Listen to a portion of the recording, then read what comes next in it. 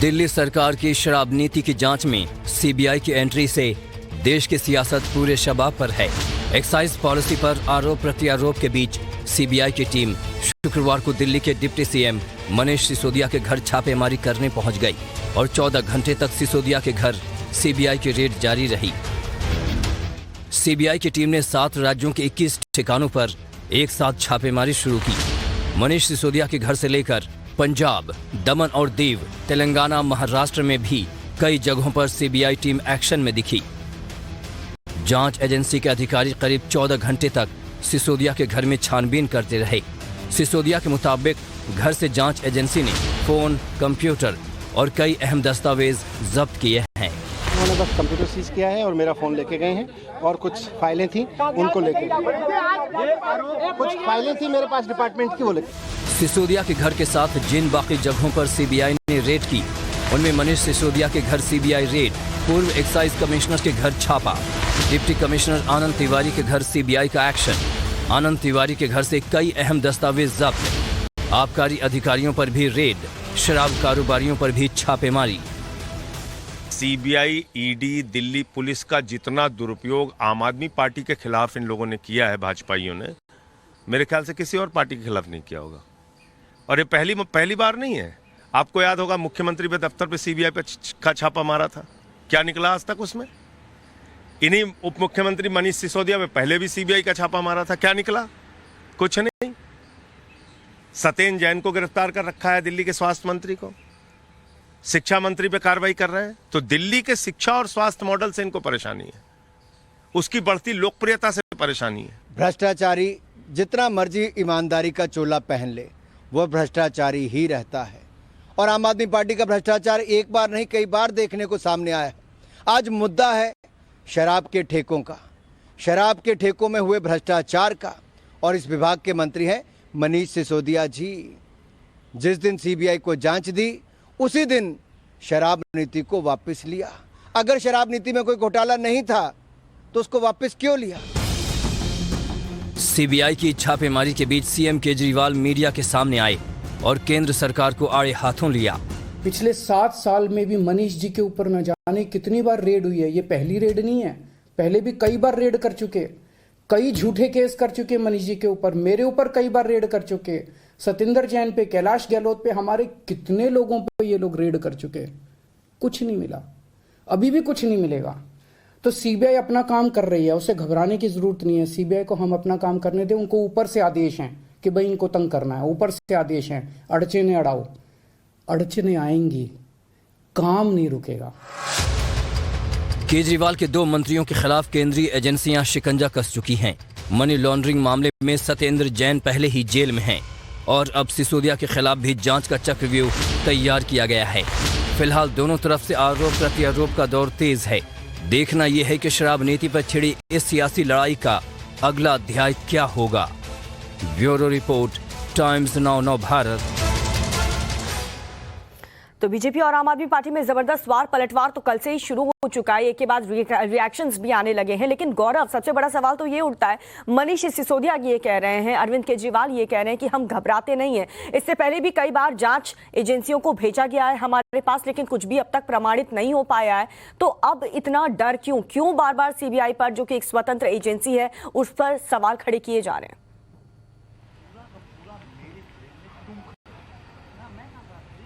देखिए, अभी से नहीं, पिछले कई सालों में अगर मौजूदा सरकार की बात करें या 2014 से पहले यूपीए का शासन था, तो राजनीतिक आरोप लगते रहे हैं। जो विपक्ष में रहता है वो सीबीआई को पिंजरे का तोता या तमाम इस तरह के आरोप लगते रहे। केंद्रीय एजेंसियों के दुरुपयोग का आरोप लगता रहा है। लेकिन देखिए, यहाँ पर एक चीज़ समझना जरूरी है कि उप मुख्यमंत्री मनीष सिसोदिया शिक्षा मंत्री भी हैं, लेकिन उनके पास आबकारी विभाग है और शिक्षा के लेकर सीबीआई का छापा नहीं हुआ, बल्कि ये छापा जो है वो एक्साइज नीति, दिल्ली आबकारी नीति में हुई गड़बड़ियों को लेकर हो रही जांच को लेकर छापा है। तो ऐसे में सीबीआई जो है वो किसी एजुकेशन मॉडल या स्कूलों को लेकर यहाँ पर कार्रवाई नहीं कर रही है। उसकी जांच जो आगे बढ़ रही है वो किस तरीके से जो आरोप लगे हैं कि दिल्ली में शराब माफियाओं को शह दी गई, कैसे दिल्ली में शराब निर्माताओं को ही दुकान खोलने की इजाज़त दी गई, कैसे एक्साइज पॉलिसी की तमाम नीतियों में ढिलाई दी गई, छूट दी गई, वेव ऑफ दिया गया, इस तरह के जो आरोप हैं और क्या पैसों का लेन देन हुआ, पैसे इधर उधर हुए, और साथ ही साथ दिल्ली सरकार को, यानी कि एक सरकार को किस तरह से राजस्व का नुकसान हुआ और उसमें किस तरह से अधिकारी और मंत्रियों की भूमिका रही, और साथ ही साथ कंपनियों के अधिकारियों की कैसे उसमें मिली भगत रही, इन सभी पर जो है वो सीबीआई की जांच आगे बढ़ रही है। और यही वजह है कि सीबीआई इस मामले में जो है अब आगे होने वाले समय में हो सकता है कि नोटिस देकर इन सभी लोगों को जिनके नाम एफआईआर हैं, चाहे उप मुख्यमंत्री मनीष सिसोदिया हों और चाहे तमाम अधिकारी और प्राइवेट कंपनियों के अधिकारी हों, इन सभी को पूछताछ के लिए बुला सकती है। सीबीआई के पास ये अधिकार है। और सीबीआई जब तमाम ऐसे सबूत जो कि जिनको सत्यापित करना, जिनको कोर्ट में रखकर वो आगे जांच को बढ़ा सकती है, तभी वो छापा मारती है। और जाहिर तौर पर इतनी एक साथ लोकेशन पर, करीब 31 लोकेशन पर एक साथ छापा मारना, वो दिखाता है कि कहीं ना कहीं सीबीआई को इस चीज से जुड़े हुए कुछ महत्वपूर्ण पहलू जो है वो पता लगे, और यही वजह कि पूरा इलेक्ट्रॉनिक डेटा जो है वो डंप करके ले गई, तमाम दस्तावेज बहुत इंपॉर्टेंट बात यहाँ पर आप गौरव कह रहे हैं, क्योंकि सीबीआई की जिस कॉपी की वजह से जो मामला इसमें जिक्र किया गया है, जिसमें इस केस को और मजबूती मिली है, कई और लोगों के नाम भी इसमें बताए जा रहे हैं। अनुज मनीष सिसोदिया के बेहद करीबी हैं, जिनका नाम का जिक्र सीबीआई की इस कॉपी में किया गया, जिससे ये पूरा केस और मजबूत हो जाता है। क्या कुछ और लोगों के यहां पर भी रेड हो सकती है सीबीआई की?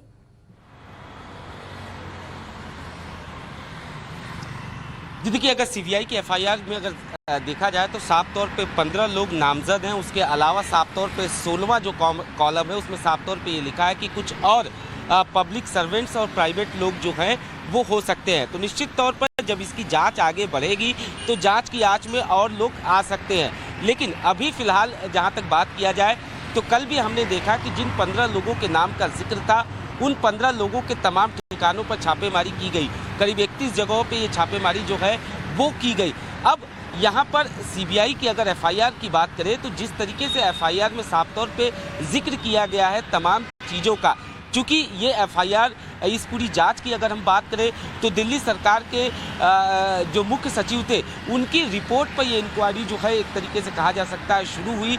निश्चित तौर पर जो एफआईआर है उसमें साफ तौर पे इस बात का जिक्र है कि किस तरीके से पॉलिसी को लेकर कुछ खास लोगों को फ़ायदा दिलाने के लिए न सिर्फ फेरबदल किया गया, बल्कि जो मनीष सिसोदिया के करीबी थे उन्होंने शराब कारोबारियों से पैसे लिए, जिनके नाम का बाकायदा एफआईआर की कॉपी में जिक्र है। तो निश्चित तौर पर एक तरीके से कहा जा सकता है कि सीबीआई के पास सीबीआई एक मजबूत केस जो है वो इस पूरे मामले में बना रही है, और इसी वजह से जो छापेमारी की गई और आगे आने वाले दिनों में जिस तरीके से इस मामले को लेकर कई और जगहों पे सीबीआई का शिकंजा कस सकता है, क्योंकि सीबीआई इस तरीके की जो भी एजेंसी होती है वो एक तरीके से कहा जा सकता है कि किसी भी मामले को लेकर एक मजबूत केस बनाने की कवायद करती है, और इसी को लेकर वो पूरी तरीके से तस्दीक कर लेना चाहती है। और इसी वजह से न सिर्फ छापेमारी की बात किया जाए बल्कि नोटिस सर्व करके बाकायदा पूछताछ की जाएगी।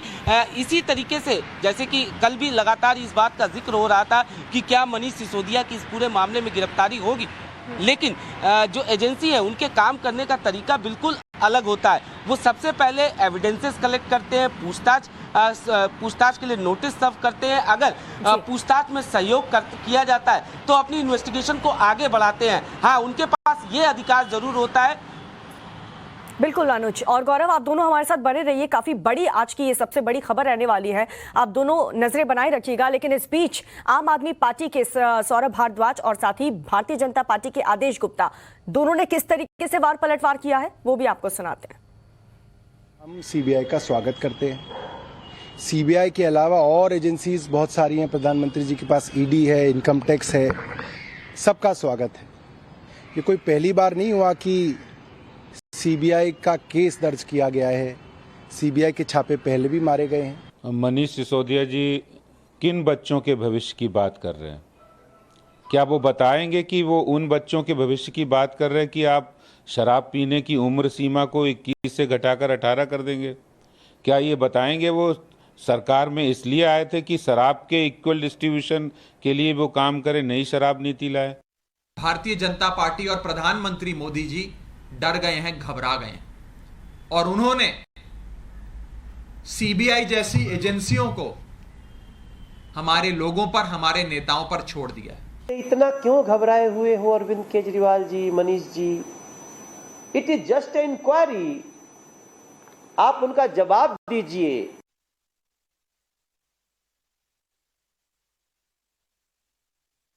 2024 में इस बार ज्यों-ज्यों कार्रवाई होगी उतना ही ज़्यादा लोगों के दिलों में अरविंद केजरीवाल बसते जा रहे हैं। 2024 में इस बार कोवर नहीं मिलने वाला। इस बार मोदी बनाम केजरीवाल होगा चुनाव में। जो दिल्ली में सरकार है ये लुटेरों की सरकार है। ये दिल्ली के लुटेरे या लुटियंस के लुटेरे। तो एक के बाद एक वार पलटवार का दौर कल से ही शुरू हो चुका है। किस तरीके से भारतीय जनता पार्टी कई सबूत यहां पर खड़े कर रही है और साथ ही सबूत पेश करके आरोप लगा रही है। दूसरी तरफ आम आदमी पार्टी की तरफ से बार बार ये कहा जा रहा है कि ये सब कुछ केंद्र की तरफ से किया जा रहा है। ये जो जांच एजेंसी है इसको लेकर के भी सवाल खड़े किए जा रहे हैं। सीबीआई की जो रेड है उसको लेकर के भी कई तरीके के सवाल खड़े किए जा रहे हैं। लेकिन बीते 14 घंटे तक मनीष सिसोदिया के घर पर सीबीआई की टीम रही। कंप्यूटर जब्त कर लिए गए। जो मनीष सिसोदिया का पर्सनल फोन है उससे भी जब्त कर लिया गया।